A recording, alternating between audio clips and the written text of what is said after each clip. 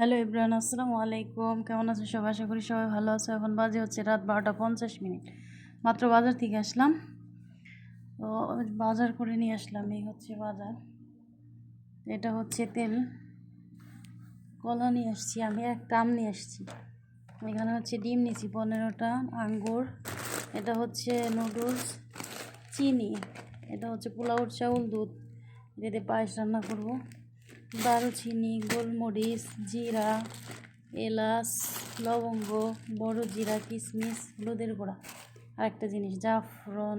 জাফরানই তো বলে মেবি, এটা কি, এটা একবার অরিজিনাল জাফরান। আর এখানে আছে লেবু, পুদিনা পাতা, এটার ফ্লেভার এত ভালো লাগে চা খাইতে সেই।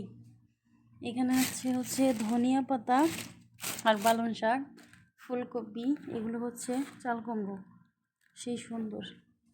তারপর হচ্ছে এখানে টমেটো, শসা, এটার ভিতরে কাঁচা মরিচ, এগুলো হচ্ছে কি যেন বলে, কচুরমুখী, এটাতে আদা, এটাতে রসুন, এটাতে পেঁয়াজ, লবণ, আর এই যে হচ্ছে গুঁড়া এক্সট্রা হোয়াইট।